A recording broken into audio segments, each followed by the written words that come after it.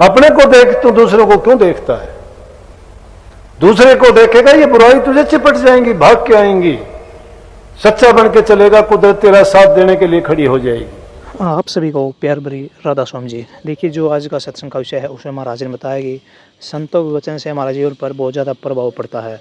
संत महापुरुष अपने अनुभव को हमें दर्शाते हैं और हमारे जीवन में आगे बढ़ने की हमें प्रेरणा देते हैं। महाराज जी ने बताया कि संतों के जो शब्द होते हैं वे आत्मा को छू जाते हैं और हमारे अंदर प्रकाश जगाते हैं। साथ ही सतगुरु महाराज जी ने बताया कि सत्संग सुनकर हम अच्छे कर्म और अच्छा व्यवहार और सच्चाई की राह पर चलना सीखते हैं। नाम का सुमरन की महिमा हमारे जीवन में बहुत ज़्यादा है। सत्संग हमें यही भी बताता है कि नाम के सुमरन से ही हम आत्मा को अधिक ऊंचाइयों तक ले जा सकते हैं और परमात्मा से मिलान करा सकते हैं। और साथ ही गुरु महाराज ने बताया कि हम किस तरह जीवन को सफल बना सकते हैं और किस तरह हम अपने जीवन में पाक साफ विचार रख सकते हैं और अपने गंदे विचारों को, पाप कर्मों को काट सकते हैं। तो चलिए आपका कीमती सम्मिलित सत्संग को शुरू करते हैं।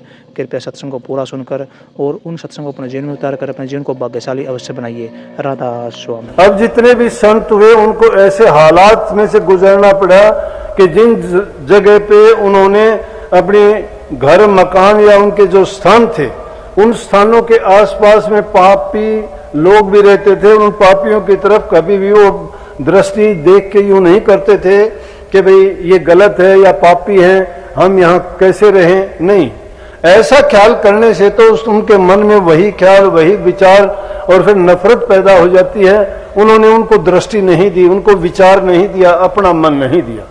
मन तो इंसान को अपने उद्देश्य की ओर लगाना चाहिए, काम करते रहो। प्रेम जिनके साथ है उसी में मन लगता है, लेकिन आज के जमाने में तो प्रेम नहीं, जिससे ईर्ष्या रखते हो उसी में मन लगता है, जिसे द्वेष करते हो वही आपके मन में, ख्यालात में, विचार में बसता है। प्रेम प्रभु से ढोंग करते हो, नाम का मैंने नाम ले रखा है, विचार तुम्हारे हैं बहुत दूसरी किस्म के जिनमें ईर्ष्या द्वेष भरी हुई है। और जिससे तुम ईर्ष्या और द्वेष करते हो वही तुम्हारे दिलो दिमाग में सोते वक्त, तीनों अवस्थाओं में, सपन में भी, जागृत में भी और सुसुप्ति हालत में तुम्हें वही दिखाई देगा।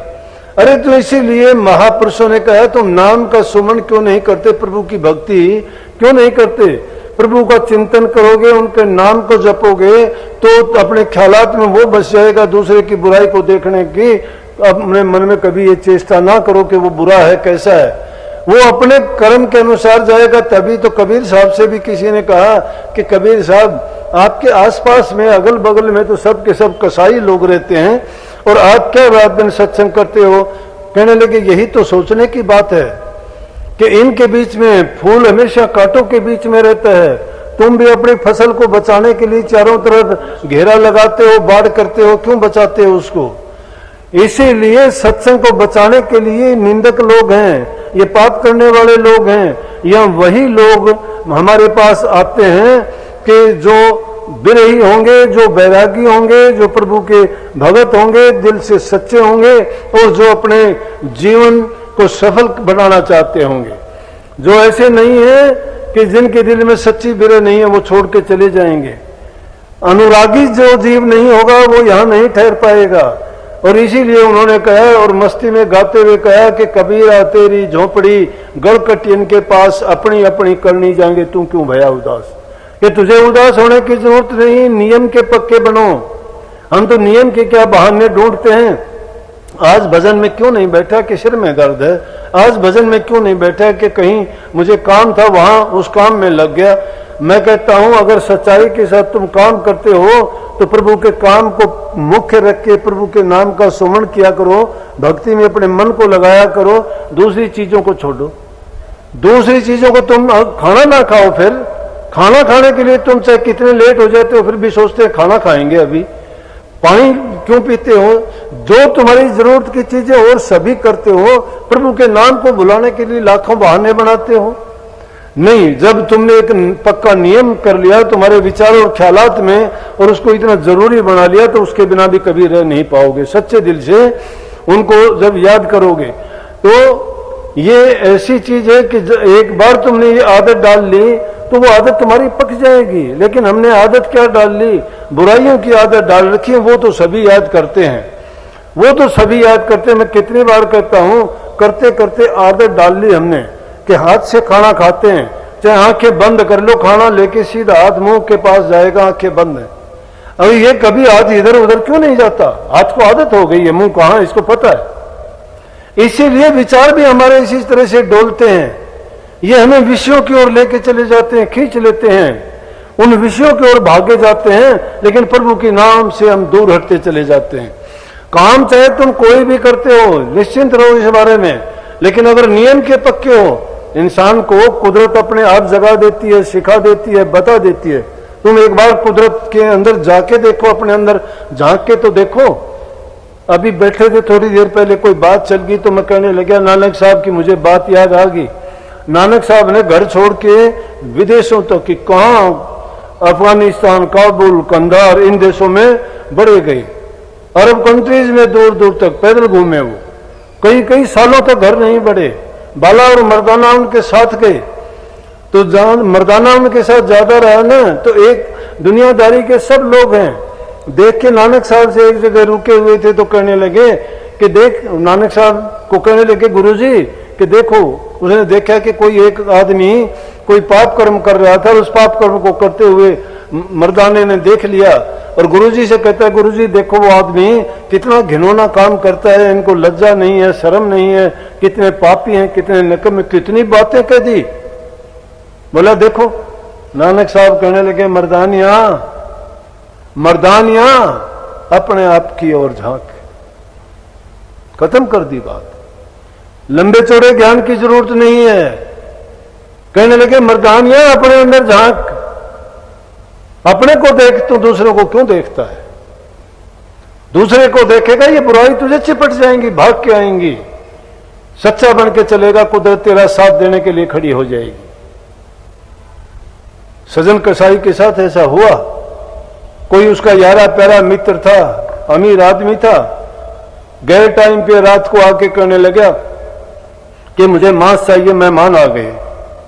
बोला कि सुबह का जो बकरा काटा था सबका सब बिक चुका है, अब रात हो चुकी है। सजन कसाई का नियम है पक्का कि मैं उस टाइम के बाद में वो बकरा नहीं काटता। मैं नियम को तोड़ के नहीं, चाहे आप मेरे कितने घनिष्ठ मित्र हो, चाहे कितने पैसे वाले धनवान हो, लेकिन मैं गलत काम नहीं करूंगा। कहने लगे वो तो बहुत जरूरी है, बहुत उसने ज्यादा की। तो उसने एक तरीका निकाला सजन कसाई ने कि चलो कोई अंग काट के दे देता हूं बकरे का, और उससे इसकी जान भी नहीं जाएगी और उसको मांस मिल जाएगा और इसकी जिद भी पूरी हो जाएगी।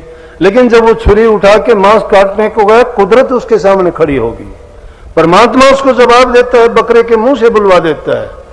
बकरा हंसने लग गया देख के। बकरा हंसता है, बकरा हंसता हुआ कभी देखा है क्या? ये बातें झूठी नहीं है, जिनके दिल में सच्चाई है उन्होंने उनको प्रकट करके दिखाई है, और उन भाषा को, उनकी बोली को और उनके हंसने रोने को वही देख सकते हैं जिनके पास वो नजरें हैं। आम लोगों के लिए ये बातें मिथ्या नजर आती हैं, क्योंकि उनकी समझ में नहीं आती, ना उनकी वो देखने वाली आंखें हैं, ना उनको समझने वाली उनकी ये बुद्धि है, और ना ही उनका कोई इस प्रकार का विचार और ख्यालात है। जब उसने बकरा एक बार रोया फिर हंसा, सजन कसाई वहीं रुक गया, छुरी हाथ से करके देख के कि जानवर को मैंने आज तक हंसते हुए नहीं देखा। इतने दिन मुझे ये काम करते हो या काटते हुए देखा है, लेकिन पहली बार बकरा बोला कि कहने लगे कि हाँ, बोला कि सजन कसाई बात सुन ले, नया कर्म ना कर, नया कर्म ना कर। कहने लगे नया कर्म कौन सा है?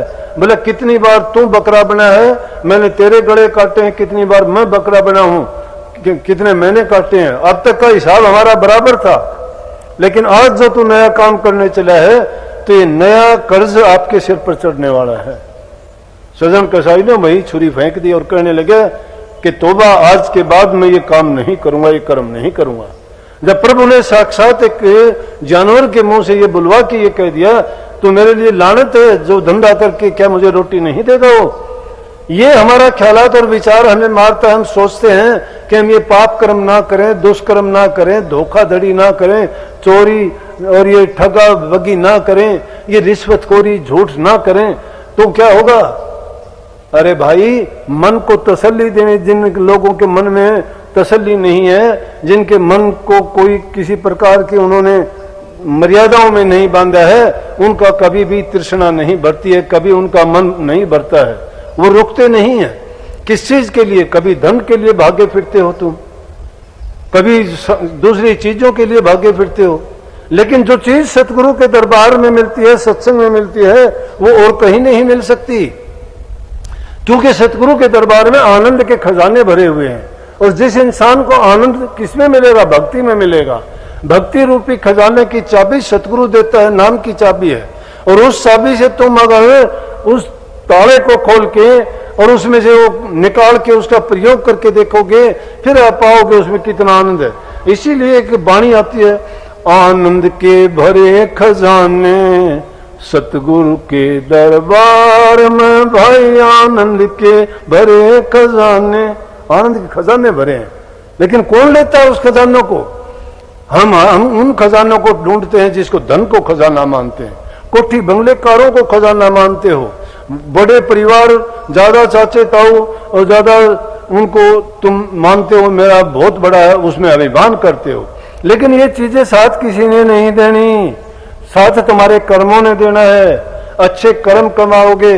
प्रभु की भक्ति से बढ़ के कोई अच्छा कर्म नहीं हो सकता। प्रभु की भक्ति कहने की बातों से नहीं होता है। ये तो अच्छा, मैंने सबसे पहले जो बताया कि अच्छा चरित्रवान व्यक्ति ही उस रास्ते पे चल सकता है। ये सूरवीरों का काम है। ऐसे ही निर्बल, दुर्बल, ढुलमुल जिनके दिल हैं, दिमाग हैं, जो विषयों के कीड़े हैं और इधर उधर भागे फिरते हैं, कोई लालच में, कोई स्वार्थ में और कोई संसार के दूसरे पदार्थों के उनमें लगे हुए हैं, उन चीजों, उनके काम की चीज नहीं है। उनसे पूछ के देखो कि उनकी तृष्णा कभी भरी है? किसी की भी नहीं भरती है। लेकिन ज्ञानियों को ज्ञान दिया जाता है, मूर्खों को ज्ञान नहीं। उनको समझ नहीं आती ज्ञान क्या होता है। अगर तुमने काग को भी पकड़ के चारों वेद सिखा भी दिए और उसको काग को पिंजरे से निकाल के अगर छोड़ दिया, तो क्या समझते हो कि उसने तुम्हारे से ज्ञान लेके वो ज्ञानी हो गया? उसको छोड़ोगे, वहीं करंग में जाके चोंच मारेगा, क्योंकि उसकी आदत वही है। अगर तुमने सीखा है तो उसको करके दिखाओ। जो तुमने कर्म अपनाया है, कमाया है, उस कर्म का परिणाम दिखाओ। भक्ति के रास्ते पे दिखे हो, सच्चे सुरखुरु बन के दिखाओ, दयालु बन के दिखाओ, कृपावान बन के दिखाओ, तुम दाता बन के दिखाओ। दूसरों को सुख पहुंचाने वाले बनो ना। शरीर से किसी को सुख दो, मन से तुम प्रभु की दुआ करो, जबान से तुम मीठे बोलो, धन से किसी की सहायता करो। अरे जो चीज करने लायक है वह अगर करोगे, तुम दूसरों को सुख देते देते ऐसा काम कमा लोगे कि तुम्हें उसके बदले में सुख ही सुख मिलेगा। ऐसा काम था। छोटी सी बात, छोटी सी आफत आती है, घबरा जाते हैं। भक्ति के रास्ते पे चलते हैं, कहते हैं कि मेरा काम गुरु ने नहीं किया, गुरु को छोड़ दूं, मेरे सत्संग क्या काम, मैं तो इस चीज के लिए गया था, वो मेरा काम बना नहीं। भक्ति करने में क्या फायदा है कि प्रभु का नाम जपते जपते मेरे ऊपर कष्ट क्यों आया? लेकिन आया तो उन महापुरुषों ने अपने जीवन को किस तरह से लगा के दिखा दिया और अपनी आफतों को दर्शा दिया। हम लोगों को शिक्षा देने के लिए उनके उदाहरण आज भी जिंदा हैं। सत्संग को पूरा सुनने के लिए बहुत बहुत धन्यवाद। हम आशा करते हैं आपने सत्संग को बड़ा ही ध्यान से सुना होगा। तो जैसे पेरी सत्संग जी आपने सत्संग में सुना, महाराज जी ने बताया कि संतों की शरण आपको ठंडक देती है, संतों की शरण आपको वो शिक्षा देती है जिस पर चलकर आप अपने जीवन को, अपने घर परिवार को सुधार सकते हैं और अपने पाप कर्मों को त्याग सकते हैं।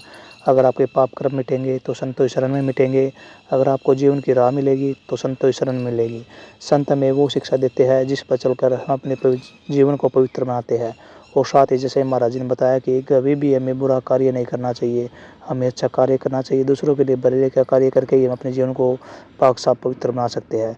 तो कृपया गुरु महाराज जी की इन बातों को आप अपने जीवन में अवश्य उतारिए और अपने जीवन को सार्थक, सफल और सुखमय अवश्य बनाइए। और साथ ही अगर आपको सत्संग अच्छा लगा तो कमेंट बॉक्स में राधा स्वामी लिखकर पुण्य भागीदार अवश्य बनिए। मिलते हैं जल्दी एक नए और बहुत ही प्यारे प्रवचनों के साथ। तब तक के लिए आप हमें दीजिए राधा स्वामी।